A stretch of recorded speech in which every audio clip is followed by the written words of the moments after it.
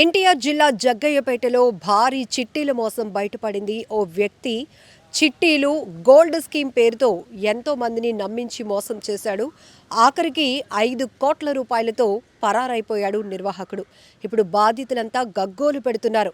మోసపోయాం మహాప్రభో, మాకు న్యాయం చేయండి అంటూ పోలీస్ స్టేషన్కు చేరుకున్నారు.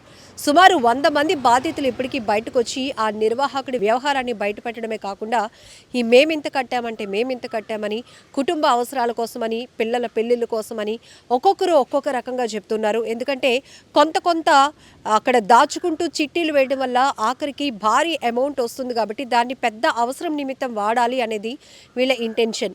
అయితే ఇప్పటికీ కూడా ఒక లైసెన్స్డ్ కంపెనీల ద్వారా చిట్టీలు కట్టుకుంటూ ముందుకు వెళ్ళటం, మనం అనుకున్న కోరికలు తీర్చుకోవటం తప్పులేదు. కానీ ఇట్లా వ్యక్తుల్ని నమ్మి మోసపోతున్న వారిని చాలానే చూస్తున్నాం. సో విశాఖలో కూడా ఈ మధ్య మధురవాడ పోలీస్ స్టేషన్ లిమిట్లో ఒక ఏఆర్ హెడ్ కానిస్టేబుల్ ఫ్యామిలీ కూడా చిట్టీల పేరుతో భారీ మోసానికి పాల్పడి కుటుంబం మొత్తం కనపడకుండా పోయింది. ఇప్పుడు బాధితులు కూడా పోలీసుల చుట్టూ తిరుగుతున్నారు. ఆ ఘటన మరవక ముందే ఇప్పుడు ఎన్టీఆర్ జిల్లాలో మరొక భారీ చిట్టీల మోసం బయటపడింది. పూర్తి డీటెయిల్స్లోనికి వెళ్దాం. ఈ నిర్వాహకుడు ఎవరు, ఇతన్ని ఎంత బలంగా నమ్మడం ఏంటి, ఈ చిట్టీలు కానీ గోల్డ్ స్కీమ్ ఈ బాధితులంతా ఎంతెంత కట్టారు, పూర్తి వివరాలు చూద్దాం ఒకసారి. ఈ చిట్టీల మోసానికి పాల్పడిన